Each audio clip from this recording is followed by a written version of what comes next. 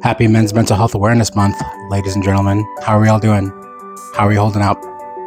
Um, it's weird when you start advocating for yourself, when you start making your mental health and your peace of mind a priority, when you start, I don't know if I just said this or not, but if you start advocating for yourself as opposed to,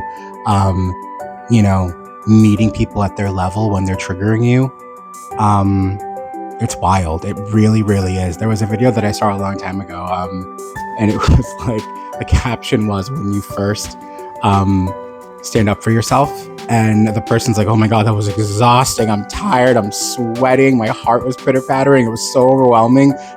Facts. Those are all facts. I just did that yesterday, and it wasn't nearly as jarring, but it takes some getting used to, especially when you advocate and people are receptive.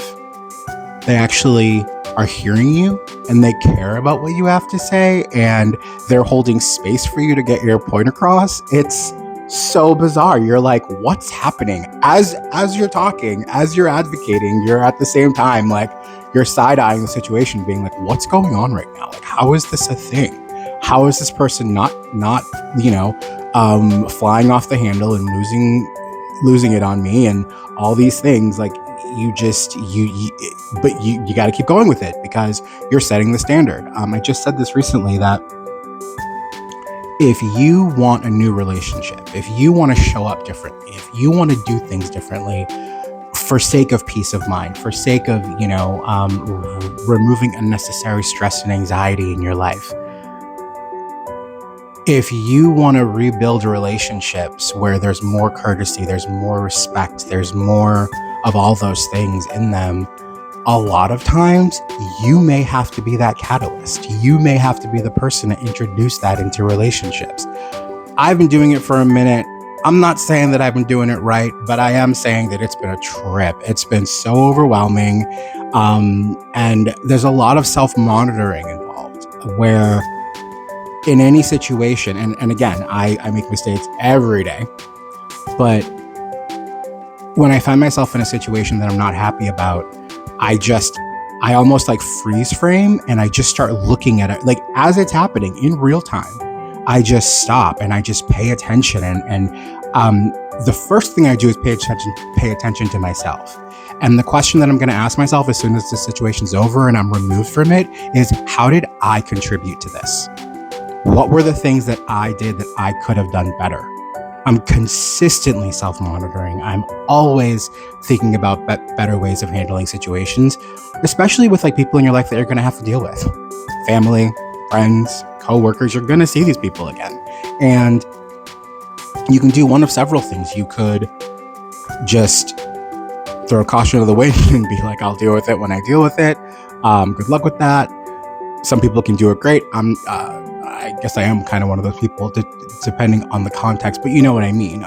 Or you can kind of practice. Like I practice my responses. I practice my reactions to things. Maybe it's the performer in me, but I've been doing that for years. And now I'm doing it for self-care. I'm doing it for peace of mind. I'm doing it for my mental health. And it makes a big difference. It sounds so silly, especially if you're not used to it. And even if you are used to it, like I've been doing this for years now, it's exhausting. I'm not going to lie to you. It is. Just holding yourself to a higher standard and wanting to just, I don't know, one of my defaults is that I never want to take away from a situation. I only want to add to it. And if I'm at a point where it's tough for me to add, then I'm just going to remove myself. I'm just not going to go out. Another post that I want to do is regarding triggers. I don't hear nearly often enough that your triggers are your problem, not anybody else's. How is anybody supposed to know? How is anybody supposed to know what your triggers are? Even if they do, how are they supposed to remember? Because ideally, they're keeping their own triggers in check. So to have to keep their triggers in check and then keep your triggers in check as well, that's a lot of work. Don't get me wrong. When it comes to relationships, when it comes to, friendships, when it comes to whatever, yeah, you can You can tag someone in and ask for support, and you could, ask them to hold you accountable, or you can very non make it their problem, bring it to their attention and be like, hey, however you want to say it, but at the end of the day, it's on you. So if you're leaving the house and you're just like primed and ready for someone to come at you a certain kind of way, stay home. Just stay home. It can be that simple.